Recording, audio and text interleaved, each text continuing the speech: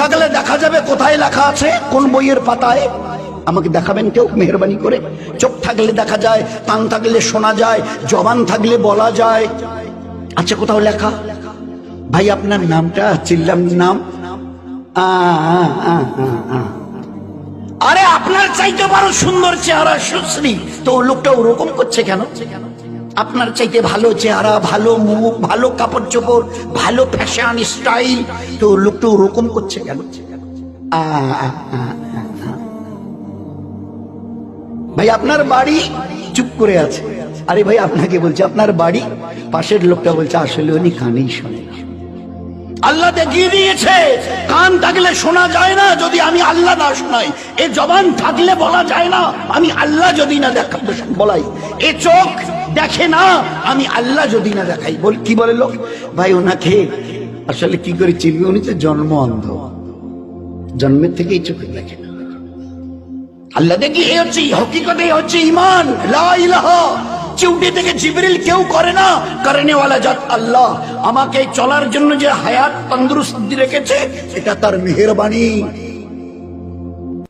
পাশের বাড়িতে গিয়ে দেখো জওয়ান 22 বছরের ছেলেটা, মানে হ্যাঁ শুধু লেংড়িয়ে নয়, পা ছেঁচলে মানে পিছন থেকে মাটিতে ছেঁচিয়ে যাচ্ছে, দাঁড়াবার কোনো ক্ষমতা নেই। আমাদের মাথাভাঙা ব্লকের পাশেই একটা বাড়ি, এক ভাইয়ের আমিনুরের, তারই একটা ভাস্তা, এখন বোধহয় 24-25 বয়স চলছে, দাঁড়াতে পারে না। 24-25 বছর বয়স চলছে ছেলেটা, ওই বসে বসে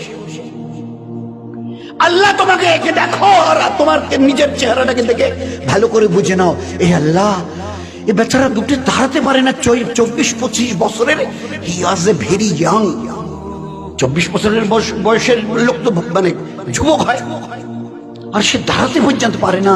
আরে আল্লাহ তুমি কত দয়ালু যে আমাকে শুধু দাঁড়ানো নয় দৌড়াবার মতো আল্লাহ তুমি আমাকে ক্ষমতা দিয়েছ।